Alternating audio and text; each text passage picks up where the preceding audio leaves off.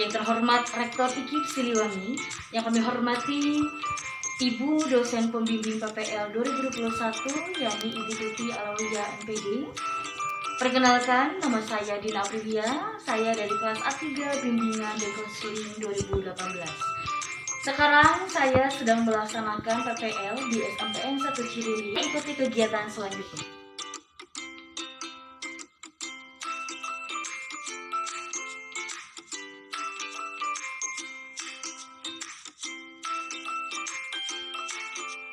Kalau ada kegiatan lomba misalnya bisa diajuin sama wali kelas, kayak sekarang kan ada terbentuknya literasi, jadi misalnya bisa sampai kabupaten, provinsi kayak gitu.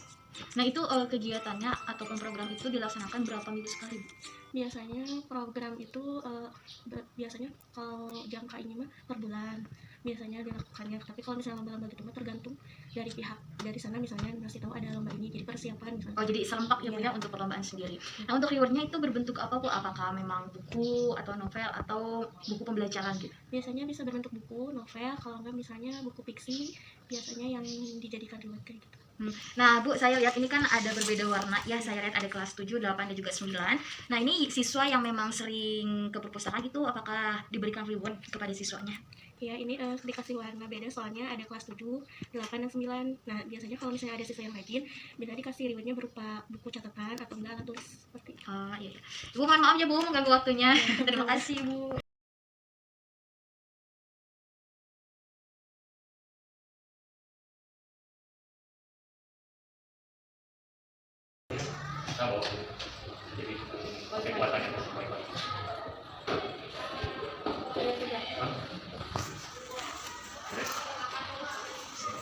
Semuanya, bagaimana kabar hari ini?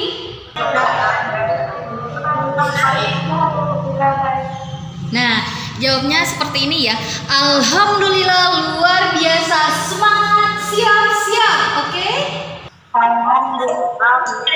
Luar biasa, semangat, yes. Sebelumnya, terima kasih. Ini luar biasa, semangatnya masih ada. Walaupun kita masih dalam keadaan pandemi seperti ini, kita harus tetap semangat. Ibu April, Ibu dari kampus IKIP Siliwangi, Ibu sedang melaksanakan PPL di SMPN 1 Cilili. Nah, langsung saja kita mulai tentang kenakalan remaja. Apakah sudah ada? Tidak aktif suaranya, tetapi untuk kameranya dipersilakan untuk mengaktifkan kamera. Langsung saja. Nah, di sini ada pengertian kenakalan remaja. Remaja adalah masa peralihan dari anak-anak menuju remaja dan ke dewasa. Artinya, anak-anak semua, teman-teman di sini dari SD ke SMP itu sudah meranjak remaja awal gitu. Nah, di sini ada menurut para ahli, yaitu menurut Santro, remaja diartikan sebagai masa perkembangan transisi antara masa anak remaja dan dewasa yang mencakup perubahan biologis, kognitif, dan emosional. Ke sekolah itu harus ada orang tua, terus beranjak remaja, adik-adik misalkan ke sekolahnya udah lama gak usah diantar sama mama, udah bisa ini, udah berani ini gitu ya. Jadi ada perubahan maupun itu biologis maupun kognitif dan juga emosional. Di sini di sini ada secara umum menurut para tokoh-tokoh psikologi. Remaja itu dibagi menjadi 3 fase batasan umur. Yang pertama ada fase remaja awal, yakni dalam rentang usia dari 12 sampai 15 tahun. Ini juga ada fase remaja madya. Fase remaja madya dalam rentang usia 15 sampai 18 tahun. Dan yang ketiga ada fase remaja akhir dalam rentang usia 18 sampai 21 tahun. Bu, udah remaja apa sih? Nah, tadi sudah Ibu jelaskan bahwasanya remaja itu peralihan dari anak-anak remaja sesudah remaja itu beranjak dewasa. Dewasa pun ada 3 dewasa maja, dan juga dewasa akhir. Nah, di sini ada kenakalan remaja. Kenakalan remaja merupakan suatu perbuatan yang melanggar norma dewasa. Jadi kenakalan remaja itu misalkan di antara anak-anak di sini misalkan ada yang melanggar peraturan sekolah. Misalkan apa ya contohnya? Kan contohnya itu di sekolahnya merokok, menggunakan narkoba dan lain sebagainya. Nah, itu tidak baik.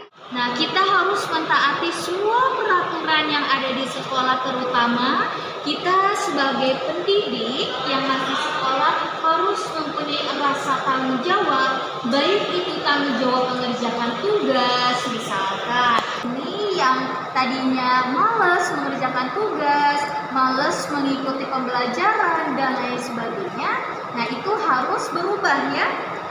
Nah, di sini ada menurut Sahe Tapi mengenai masalah kenakalan remaja. Nah, kenakalan anak remaja adalah masalah kenakalan anak yang menyangkut pelanggaran norma masyarakat. Berarti kalau anak-anak di sini, kalau misalkan sedang sekolah, berarti jangan sampai melanggar peraturan yang ada di sekolah, betul? Betul. Nah, pelanggaran norma merupakan salah satu bentuk tingkah laku manusia. Tingkah laku seseorang ditentukan oleh sikapnya. Nah, itu yang terpenting, yaitu sikap bagaimana kita sikap yang baik kepada guru. Nah, di sini ada faktor kenakalan remaja.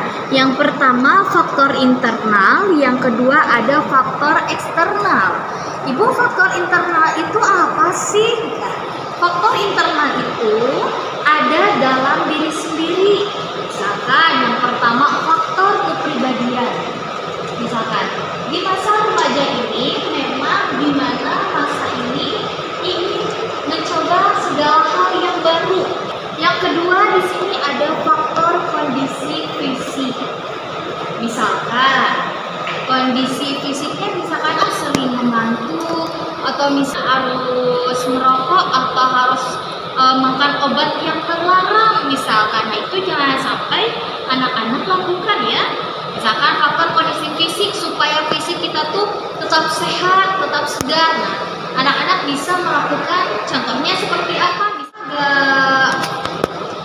Nah, itu olahraga salah satu pola hidup sehat untuk mengkondisikan fisik kita. Yang ketiga ada faktor status dan perannya di masyarakat. Orang tua lainnya misalkan, wah orang ini mah, anak ini mah ya di sekolahnya suka merokok dan sebagainya. Nah, itu udah dijudge di masyarakat tersebut, statusnya anak tersebut itu tidak baik gitu ya. Nah, kita sebagai pendidik harus menjaga perilaku kita, attitude kita, bahasa kita. Di sini ada faktor eksternal. Nah, faktor eksternal misalkan lingkungan, yang pertama keluarga.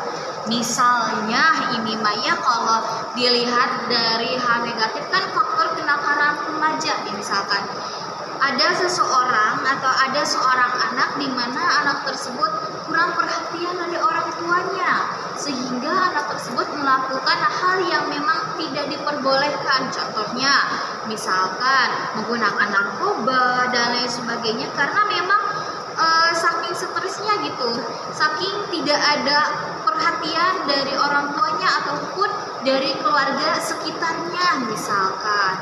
Nah, yang kedua teman. Nah, untuk anak-anakku yang ibu cintai, nah nanti anak-anak misalkan memilih teman itu teman yang baik, boleh perbanyak relasi, boleh dengan siapapun berteman, tetapi temannya yang seperti apa? Misalkan, wah teman ini mah yang suka ngajakin kerja kelompok, misalkan teman ini mah baik. Beberapa contoh kenakalan remaja. Yang pertama, yang sedang berkelahi. Nah, itu merupakan salah satu contoh dari kenakalan remaja. Yang kedua, ada merokok, terus narkoba, mencuri di kelas atau mencuri di luar sekolah. Nah, itu hal yang memang sangat tidak baik kita tiru. Nah, berikutnya ada akibat kenakalan remaja. Kalau misalkan nih, contohnya sering melanggar peraturan, contohnya kayak merokok. Kita harus berbuat jujur. Mau seburuk apapun kita harus mencoba jujur, terutama kepada orang tua. Yang kedua ada depresi. Nah, ini ada mudah lelah. Misalkan akibat kenakalan remaja mudah lelah. Coba di sini ada yang bisa memberikan contoh? Ada kamera? Berkelahi, betul. Berkelahi juga tawuran, betul. Nah, mudah lelah, berkelahi juga lelah ya, bahkan capek. Ada yang memang mukanya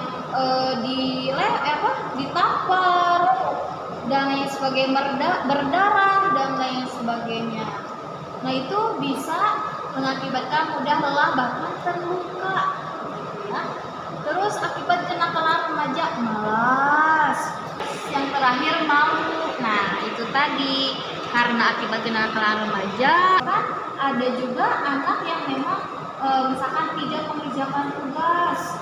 Misalkan 60 tugas tuh gak dikerjain, terus tidak mau ke sekolah. Karena itu dia ngerasa malu, ngerasa memang salah gitu tugasnya gak dikerjakan. Seperti itu ya. Bagaimana tetap semangat pembelajarannya? Masih tetap semangat? Masih.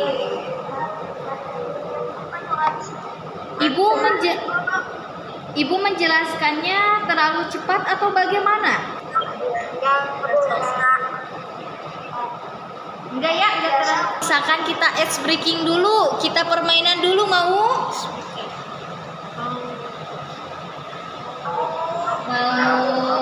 Permainannya seperti ini ya anak-anak. Remaja hidup sehat. Bung cikidam ea, bung cikidam au. Bung cikidam ea, bung cikidam au. Gitu ya. Supaya lebih semangat ya. Ea, bung cikidam au. Bung cikidam ea, au. Anak-anak di sini mau mencoba hal baru. Nah, ketika mau mencoba hal baru, harus dilihat dulu sisi positifnya, sisi negatifnya seperti apa. Kalau misalkan banyak negatifnya, jangan dilakukan. Tapi kalau misalkan banyak positifnya, lakukanlah itu yang baik untuk anak-anak gitu ya. Nah, oleh karena itu remaja sangat rentan sekali mengalami masalah psikososial, yakni masalah psikis ataupun kejiwaan yang timbul sebagai akibat terjadinya perubahan sosial.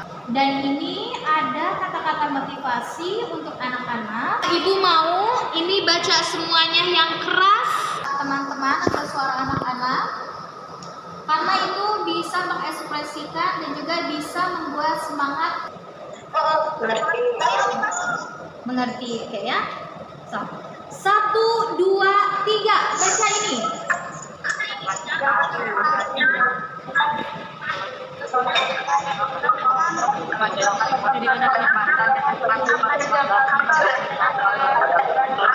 Ya sudah. Udah ya, udah. Kita beri tepuk tangan untuk kita.